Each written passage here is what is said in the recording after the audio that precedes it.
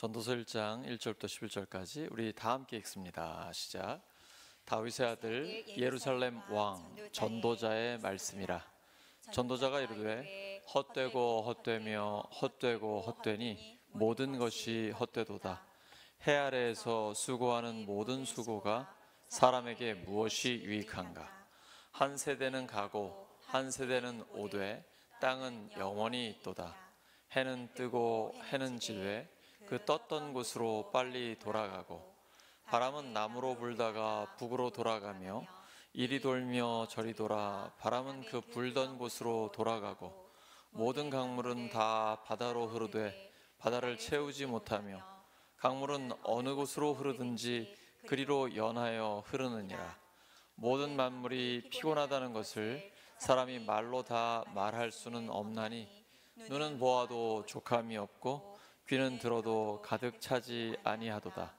이미 있던 것이 후에 다시 있겠고 이미 한 일을 후에 다시 할지라. 해 아래에는 새 것이 없나니 무엇을 가리켜 이르기를 보라 이것이 새 것이라 할 것이 있으랴. 우리가 있기 오래전 세대들에도 이미 있었느니라.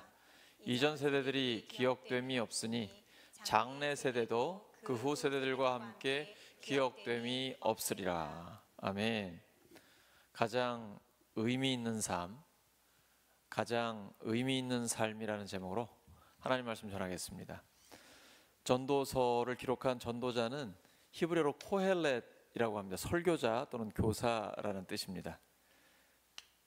해볼 거 다 해본 사람이 나이 들어서 기록한 이야기입니다. 부와 명예, 쾌락, 누릴 걸 다 누려봤는데 인생 말년에 모든 것이 헛되다라고 고백합니다. 우리도 이렇게 하고 싶죠. 설령 나중에 헛되다고 고백할지라도 해볼 거 다 해보고 싶죠. 왠지 좀 부럽다는 생각 안 드십니까? 전도서는 연세가 60세, 70세, 80세 이렇게 넘어가야 깨닫는 것을 우리가 경험도 하지 않고 미리 깨닫게 해주는 바로 그 성경입니다. 인생 예습서라고 할 수 있습니다. 사실 연세 드신 우리 믿음의 선배님들은 전도서를 읽으시면 그냥 가슴에 쏙쏙 와닿으실 거예요. 아니, 이 읽지 않으셔도 어쩌면 인생 자체가 그냥 전도서일 수도 있습니다. 하지만 우리 아직 경험이 짧은 사람들은 전혀 모르는 이야기거든요. 아직은 하고 싶은 일도 많고 우리가 먹고 싶은 것도 많고 여러 가지 즐길 것도 많고요. 제가 지난 주일에 청년들한테 그랬어요. 예수님 빨리 오셨으면 좋겠다고. 그래서 죽음을 보지 않고 하늘에 갔으면 좋겠다. 에녹이나 엘리야처럼. 그랬더니 전혀 반응이 없더라고요. 우리 청년들은 워낙 하고 싶은 게 많기 때문에 그런 거죠. 청년의 때에 미리 진리를 깨닫게 해주려고 이 전도서를 기록한 것입니다. 사실 오늘 맨 앞부분을 읽었는데 헛되고 헛되며 헛되고 헛되니 모든 것이 헛되도다. 또 바람은 불고 돌고 또 돌고 돌고 자꾸 읽다 보면 이게 돌 것 같지 않으십니까? 근데 이게 인생은 허무하다가 결론이 아닙니다. 오히려 전도서는 잘 읽어보시면 굉장히 현실주의에 가깝습니다. 세상 것, 우리가 추구하는 것들이 다 헛되다. 그렇다면 가장 의미 있는 것은 무엇인가? 이 질문을 던지는 거예요. 3절에 보시면 우리가 세상에서 하는 수고가 나에게 무엇이 유익한가? 하나님이 주시는 생각이죠. 드디어 철이 드는 거예요. 나한테 내 삶이 무슨 의미가 있지? 어디에서 와서 왜 살고 무엇을 위해 살다가 어디로 가는 것인가?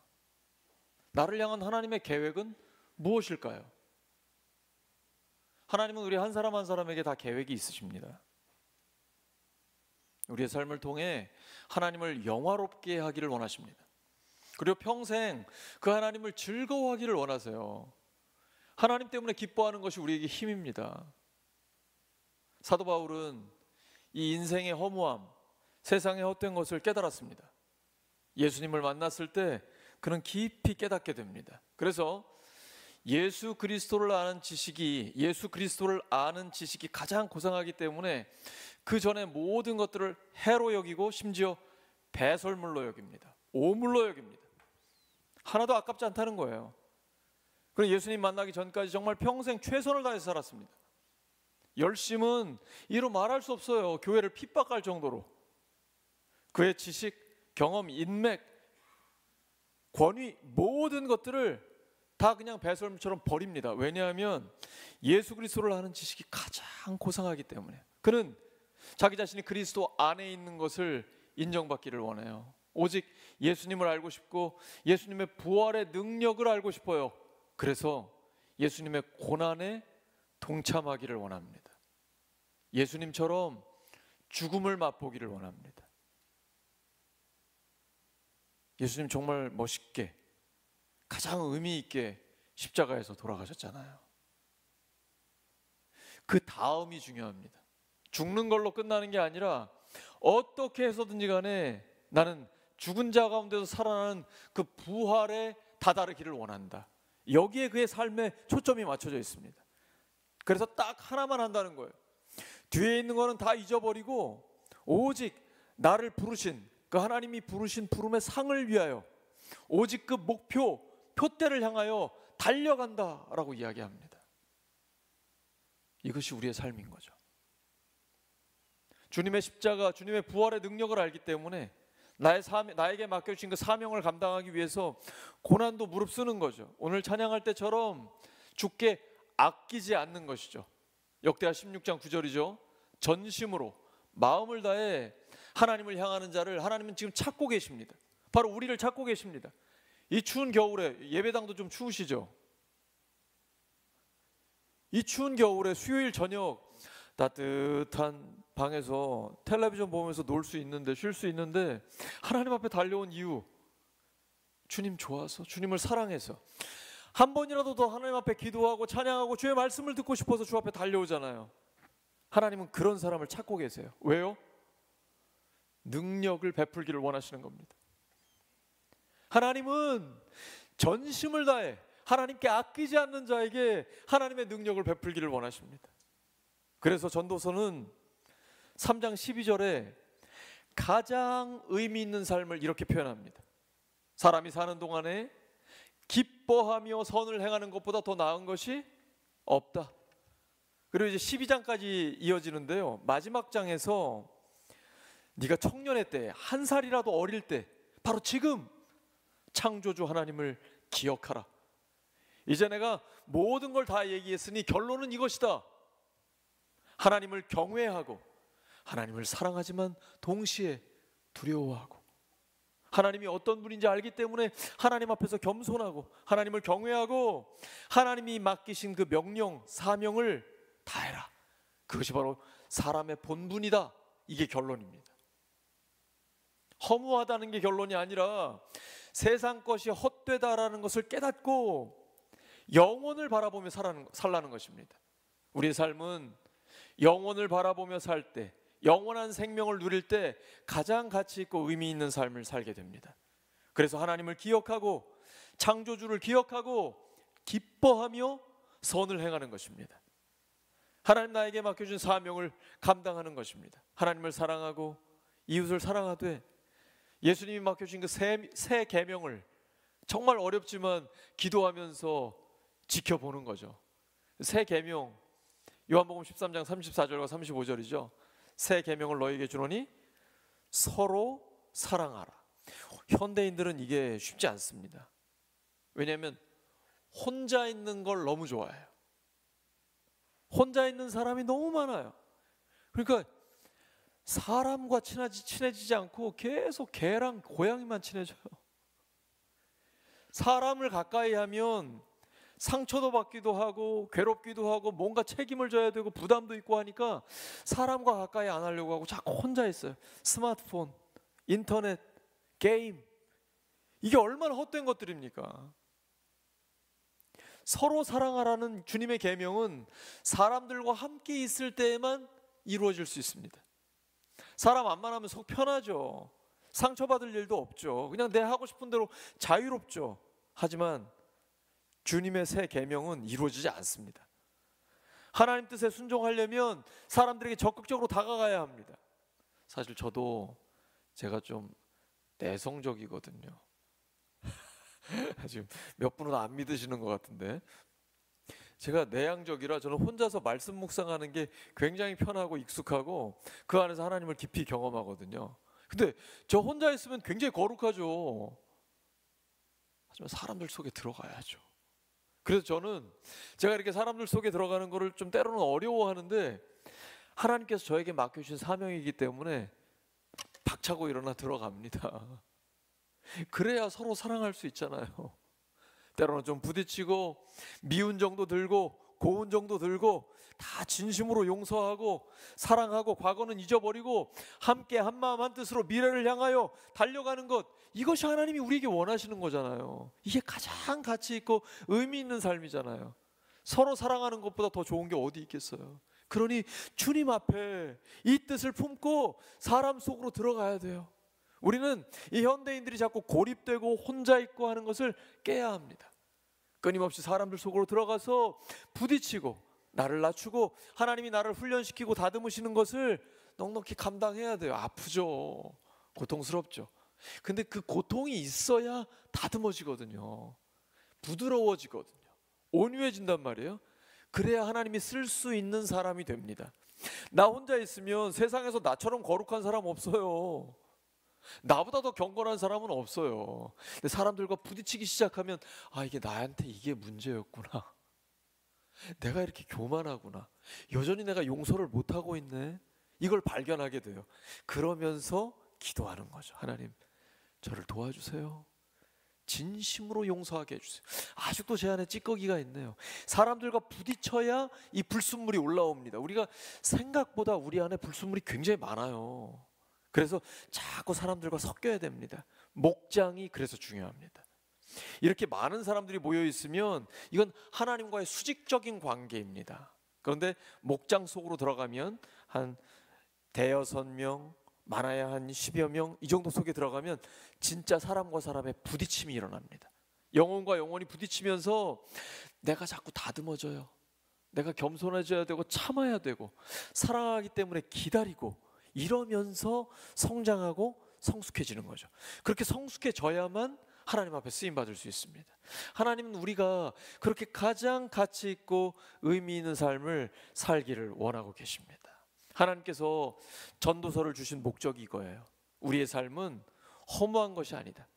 세상에 헛된 것을 내려놓고 이제 가장 가치 있는 삶, 가장 의미 있는 삶을 향해 달려가라. 하나님이 우리에게 전도서를 주신 목적은 여기에 있습니다. 우리 옆 사람 축복해 주시기 바랍니다. 하나님을 기억하고 가장 의미 있는 삶을 사시기 바랍니다.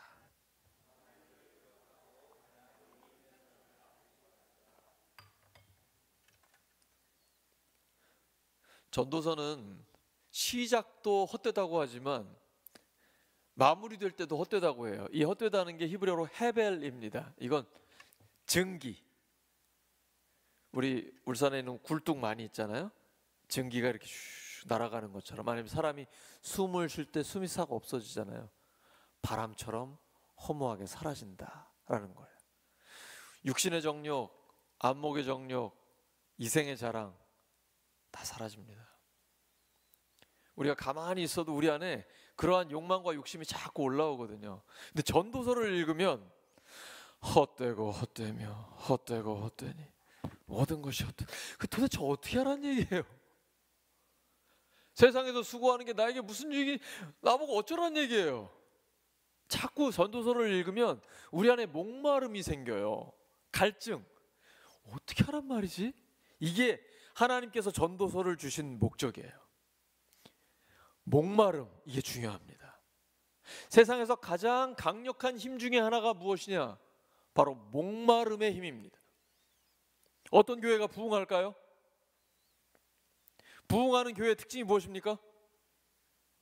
부흥에 대한 타는 듯한 목마름이 있는 거예요. 그냥 괜히 옆에서 툭 찔러도 부흥, 자다가도 부흥, 뭐 이러는 거예요. 어떤 가정이 승리할까요? 승리에 대한 타는 듯한 목마름이 있어야 돼요. 어떤 사람이 영혼을 구원할까요? 영혼 구원에 대한 타는 듯한 갈증이 있어야 돼요. 이러면 열정이 생깁니다. 그러면 하나님은 그런 사람을 통해서 영혼을 구원하세요. 하나님이 그런 사람을 통해서 가정을 승리하게 하십니다. 살리셔요. 이런 타는 듯한 목마름을 가진 사람이 한 사람만 있어도 그 공동체는 하나님이 살려주십니다. 우리가 무엇에 목마른가는 우리의 인생을 결정합니다. 여러분 지금 무엇에 목마르십니까? 내가 지금 무엇을 원하고 있는가, 어떤 욕망, 어떤 욕구가 있는가에 따라서 우리의 인생이 달라지게 됩니다.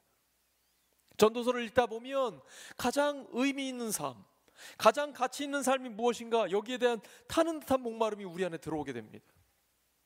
예수님께서 마태복음 5장 6절에 말씀하셨어요. 의에 줄이고 목마른 자는 복이 있나니 저희가 배부를 것이다. 의, 성경에서 의란 무엇입니까? 올바른 관계입니다. 하나님과 나, 이웃과 나, 환경과 나와의 올바른 관계.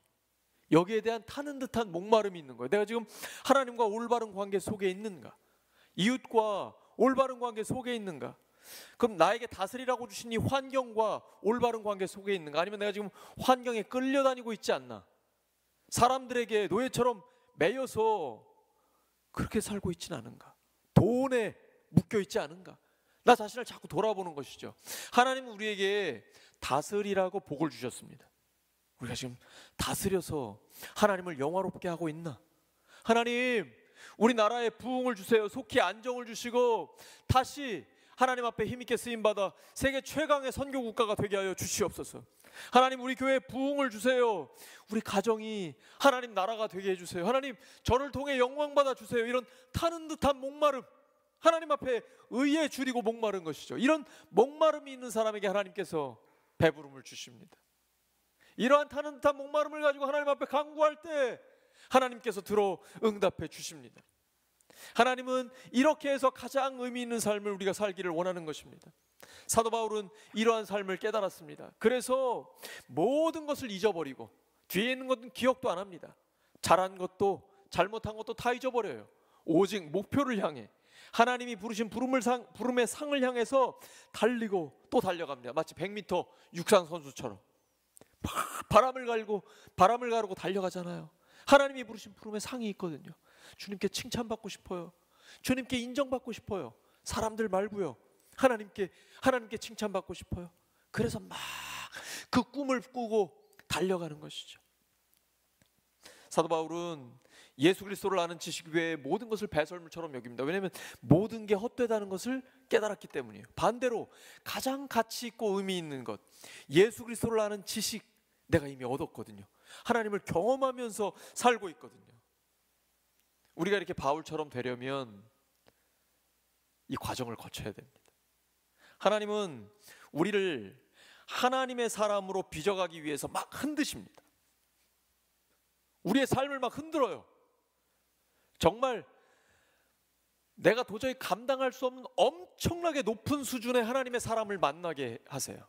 어떤 때는 뭐 이런 인간이 다 있나 하면서 굉장히 괴로운 상황에도 들어가게 하십니다. 하나님은 우리를 사정없이 흔드세요. 왜 그럴까요?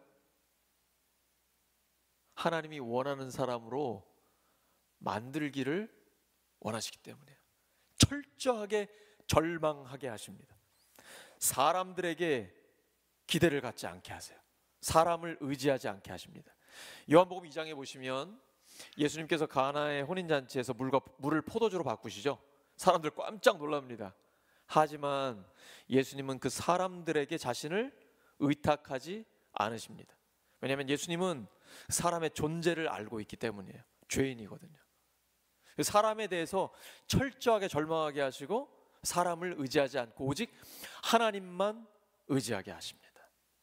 상황도 환경도 마찬가지입니다. 나의 지식이나 경험, 내가 갖고 있는 모든 것 의지하지 않게 하십니다. 나를 잘 보십시오. 내 안에 선한 것이 있습니까? 모든 선한 것은 하나님께로부터 옵니다. 그래서 철저하게 절망하게 하시고 세상의 모든 것들이 헛되다는 것을 깨닫게 해주십니다. 더 이상 미련을 갖지 않게 하십니다. 그래야만 하나님만 의지하기 때문입니다. 우리가 예수님 외에 다른 모든 것들을 미련 없이 버릴 때, 그때부터 이제 바울처럼 하나님이 부르신 부름의 상을 향해 달려갈 수 있게 되는 것입니다.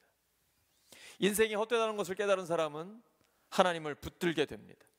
우리는 우리 삶의 방향을 하나님의 뜻에 정조준해야 합니다.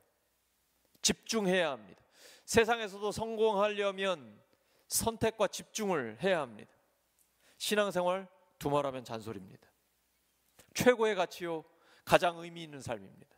그러려면 하나님의 뜻에 내 삶을 정조준해야 됩니다. 한눈 팔지 말아야 합니다. 오직 하나님의 뜻을 따라서 달리고 또 달려야 합니다.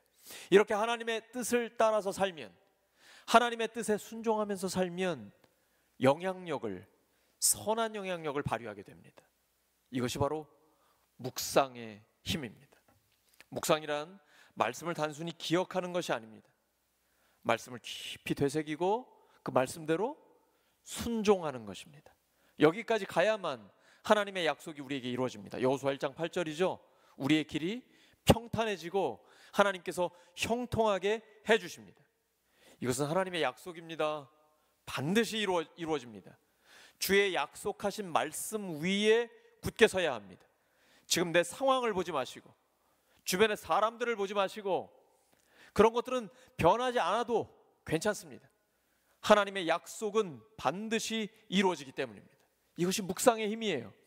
하나님의 말씀에, 하나님의 뜻에 내 삶을 정조준하고 그대로 순종하면서 묵묵히 한 걸음 한 걸음 묵직하게 나아가면 하나님은 우리의 길을 평탄하게 하십니다. 그리고 형통하게 해주십니다.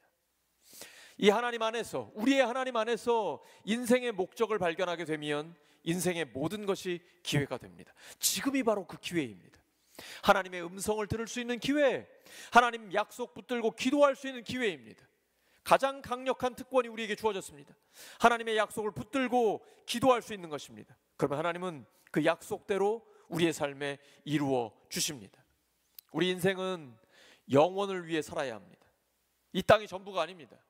우리의 시민권은 하늘에 있습니다. 우리 여기서 영원히 살 거 아니잖아요. 우리 조금 있으면 떠나야 돼요. 그러니까 우리는 철저히 영원에 초점을 맞춰야 돼요. 그러면 현실에서 대충 살까요? 아니에요. 하나님이 오늘 나를 부르실 수도 있기 때문에 매 순간이 가장 소중한 시간이에요. 최선을 다하게 됩니다. 목사가 말씀을 전하는 그 심정을 가지고 여러분의 직장과 학교와 가정에서 똑같이 살아가야 합니다. 이것이 하나님이 우리에게 맡겨주신 소명이요, 사명입니다. 직업 소명입니다. 하나님이 우리를 부르셨어요. 그래서 우리 모두는 영원을 바라보면서 동시에 오늘 최선을 다하는 것입니다. 하나님이 나를 언제 부르실지 모르기 때문입니다. 변하지 않는 하나님의 말씀을 붙잡고 변하지 않으시는 하나님을 따라 살아가야 합니다. 하나님의 지혜로 하나님의 뜻을 추구하며 살아야 합니다. 그때에 하나님은 세상이 줄 수 없는 기쁨과 참된 만족을 우리에게 주시는 것입니다. 말씀 정리합니다. 어떤 삶이 가장 의미 있는 삶입니까? 전도서는 명확하게 선포하고 있습니다. 창조주 하나님을 기억하고 기뻐하며 선을 행하는 것입니다. 하나님을 기억하고 기뻐하며 선을 행하는 것입니다. 제가 학원 강사를 좀 했었거든요. 강사만 하면 기억에 잘 남지 않습니다. 옆 사람과 나눠야 이게 기억이 잘 남거든요. 옆 사람과 이야기해 보시기 바랍니다. 옆 사람한테 물어봐 주세요. 가장 의미 있는 삶이 무엇입니까?